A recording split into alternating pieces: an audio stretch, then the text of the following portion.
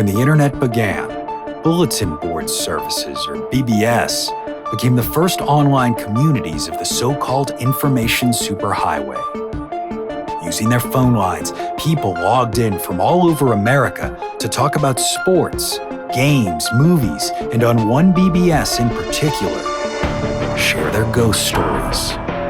Over time, those communities all went dark, except for one lone server that continues to operate somewhere in an unknown part of Pennsylvania's Rust Belt. A relic of the 1990s, veiled in mystery, it is a digital archive of humanity's strangest encounters with the unknown, as told by the people who experienced them.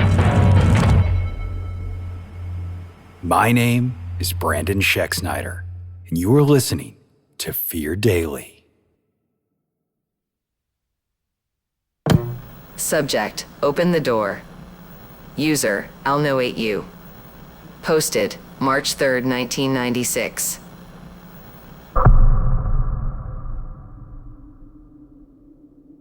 Something just spoke to me from my mother's room. It was her voice. It called me by the pet nickname she uses for me. My name's Robert, so she calls me Robber, and it even laughed the way she does, but it can't be her. She's at work. I first heard it when I was upstairs practicing my clarinet like I always do after school. The TV was on, set to mute, and over the notes there was a clicking sound like someone was typing on a keyboard. Since I'm supposed to be the only person home until at least 9, maybe 10, I stopped what I was doing. The clicking continued for another second, long enough for me to be sure it wasn't just my imagination. I waited another few seconds, then started playing again. The clicking returned. This time, it continued for almost a minute after I'd set the clarinet down. When it finally stopped, I called out, "Hello, Mom, is that you?"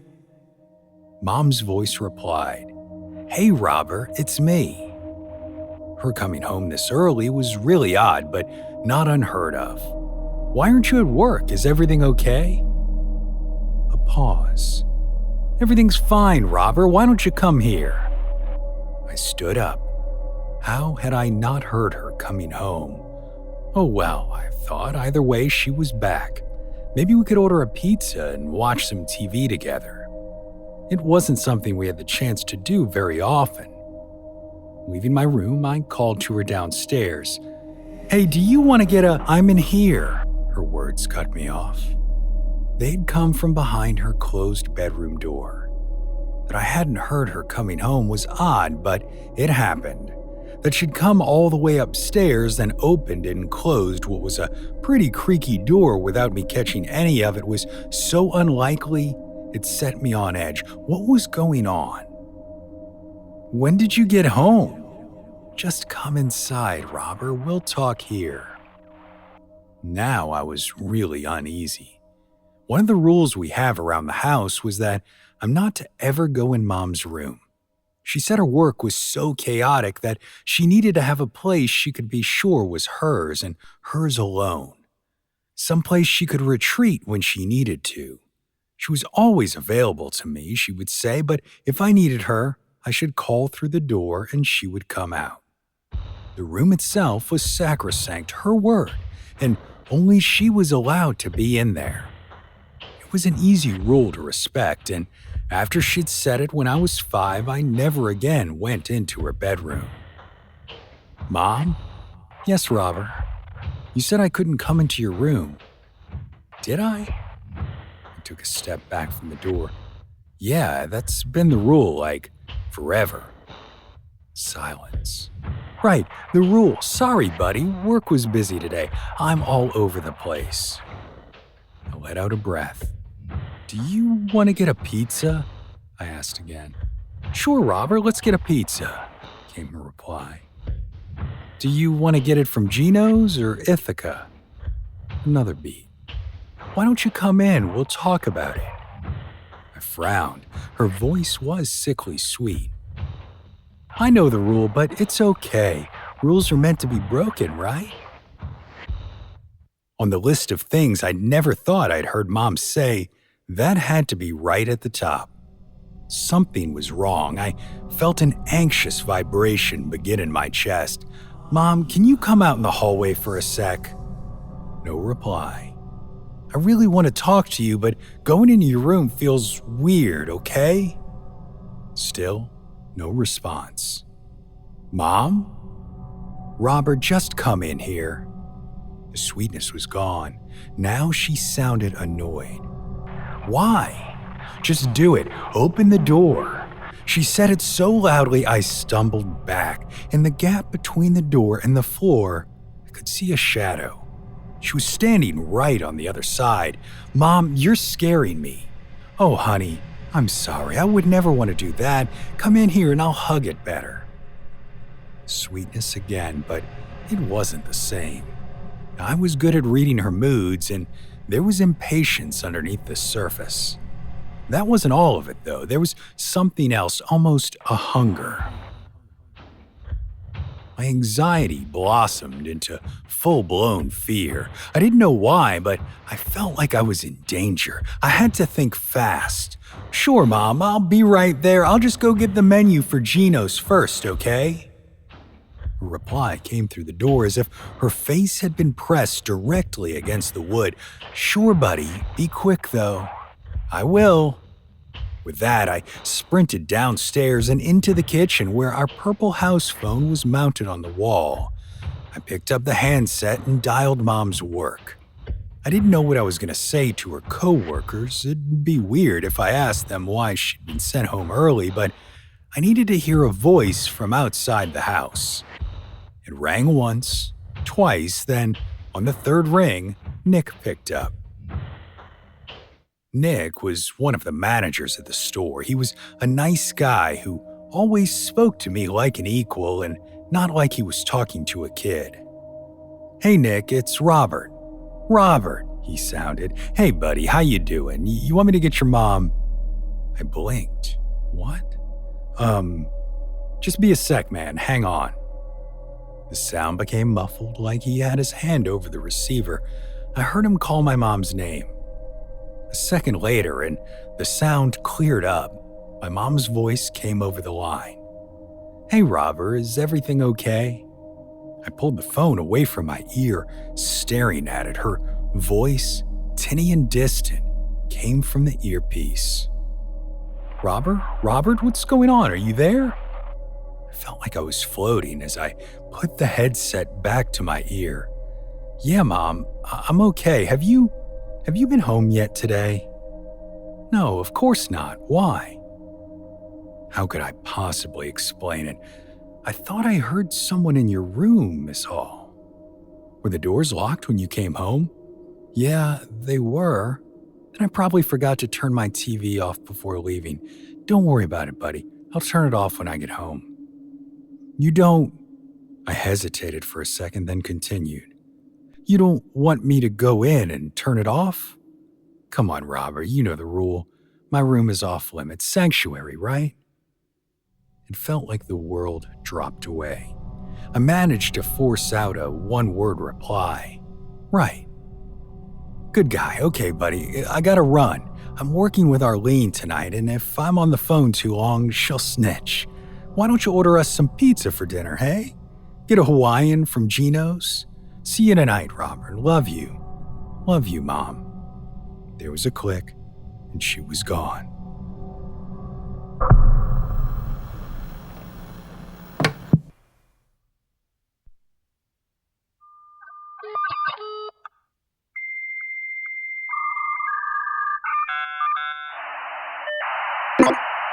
Subject, devil sign.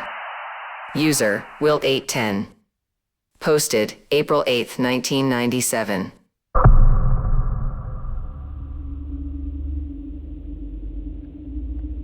Have you ever been to the house of someone who's not well and noticed it's unclean?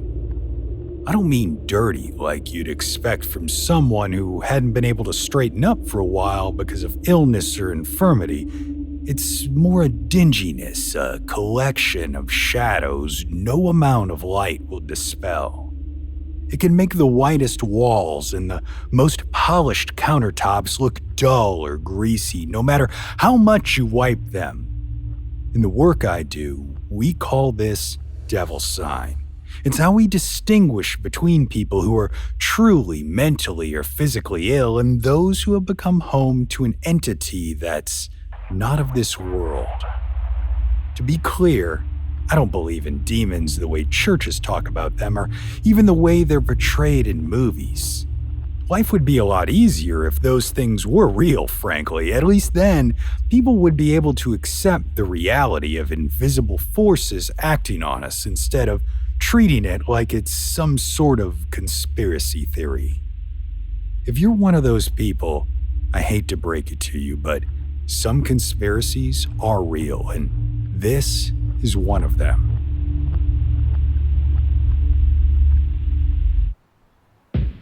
It took me a long time to see the reality behind the things preached by the church, to separate the folklore of Christian belief from objective reality. Were there creatures of fire and brimstone sent forth by a single entity who was the repository of all things cruel and evil in the world? No. Were there things willing to step into the bodies of people who had relinquished the reins of control in their own lives?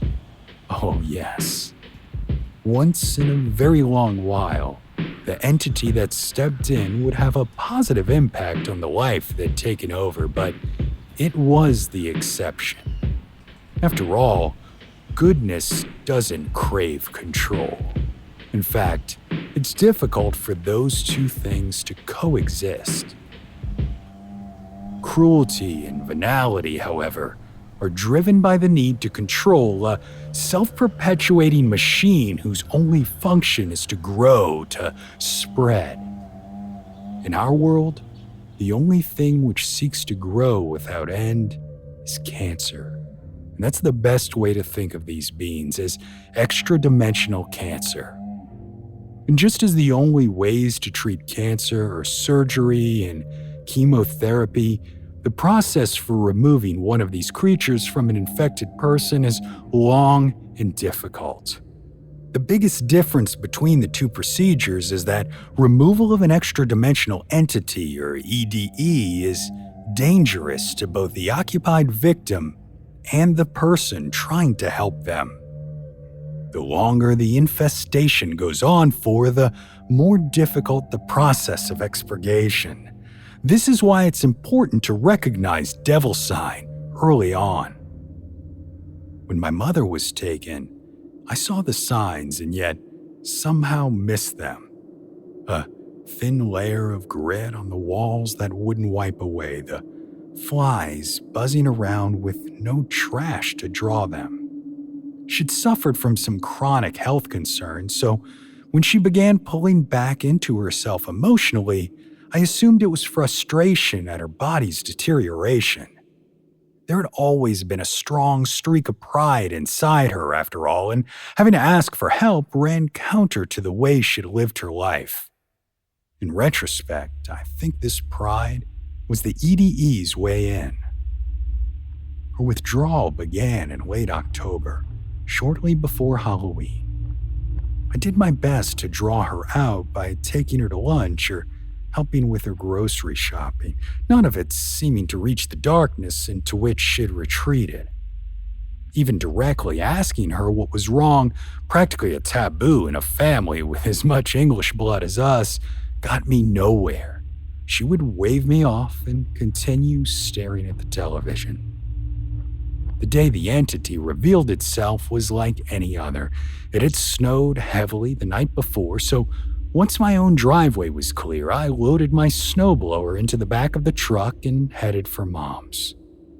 Knocking on her door had long since stopped producing a response of any kind, but I still did it as a courtesy, giving her time to get herself decent on the off chance she'd gotten up out of her chair. Or, God forbid, had company over.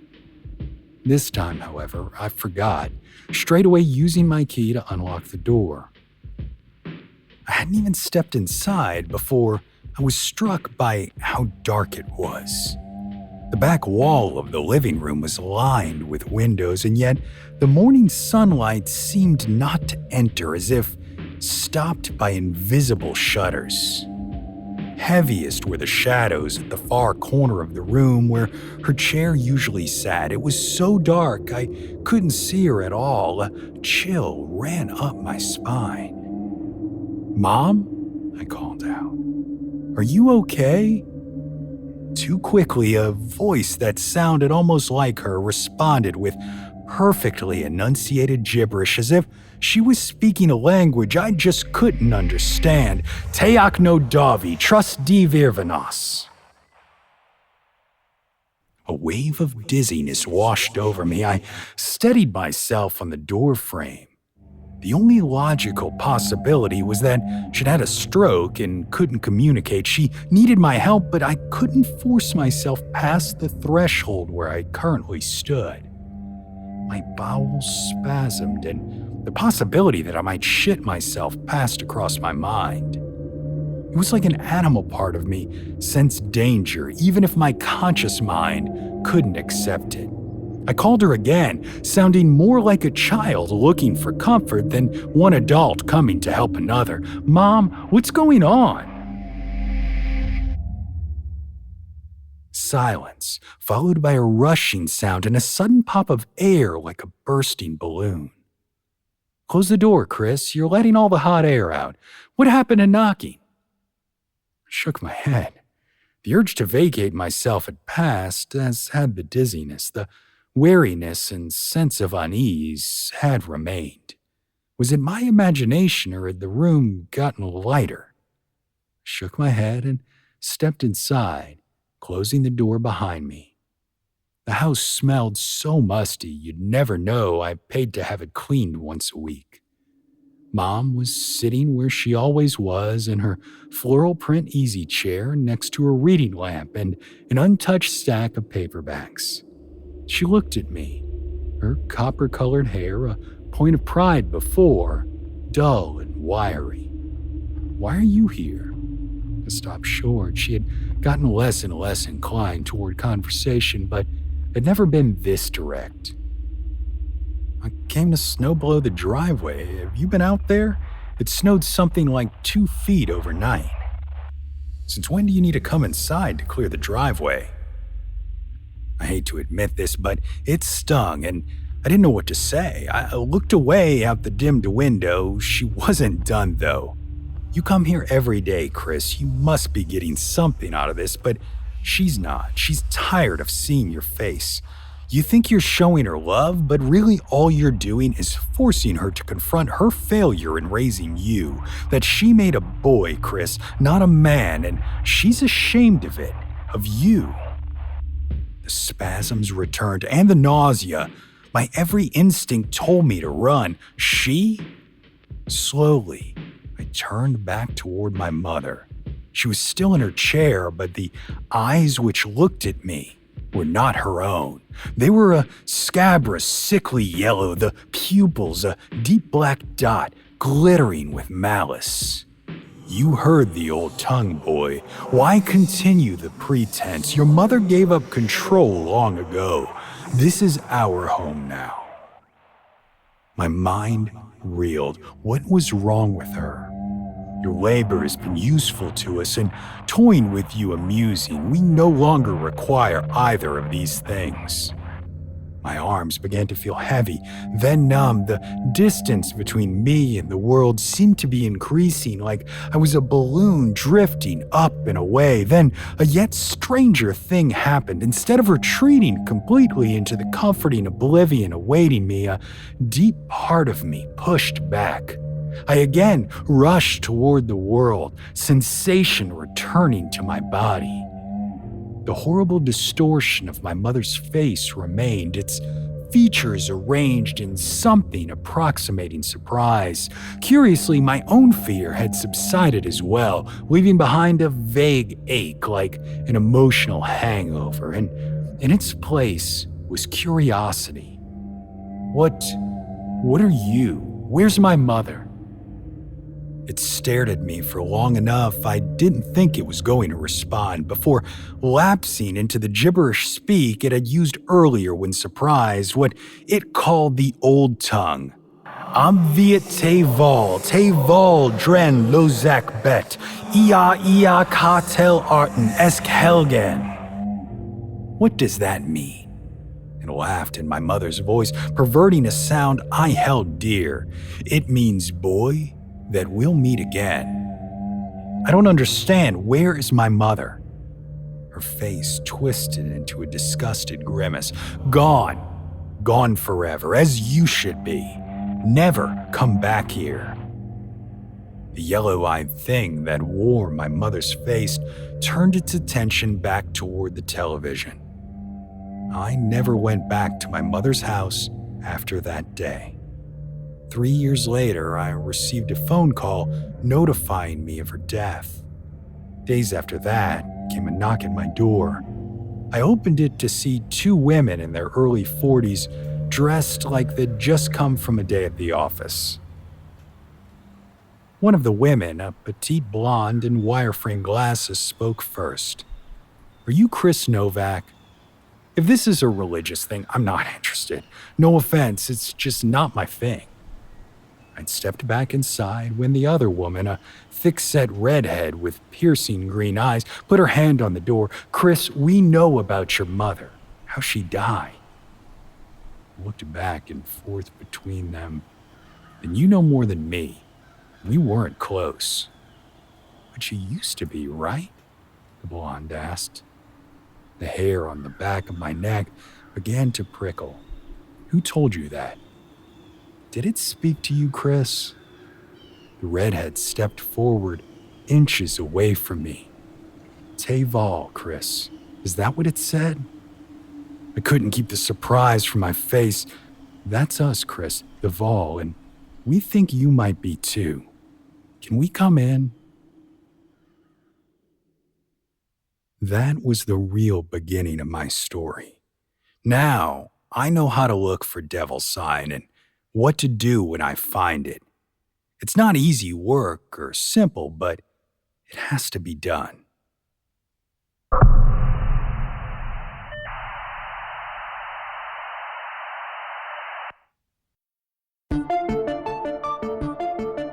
Fear Daily is an independent podcast hosted by Brandon Schexnayder and written by Brennan Storr, with Joanna Smith serving as the consulting editor, audio production by Rachel Boyd, and sound design by Southern Gothic Media. This podcast is a work of fiction. Names, characters, places, and incidents are either products of the author's imagination or are used fictitiously. Any resemblance to actual persons, living or dead, or to real events or locations, is entirely coincidental. Ad-free versions of Fear Daily are available now on your favorite podcast apps. For more information, visit feardaily.com. But move fast, before the server goes offline.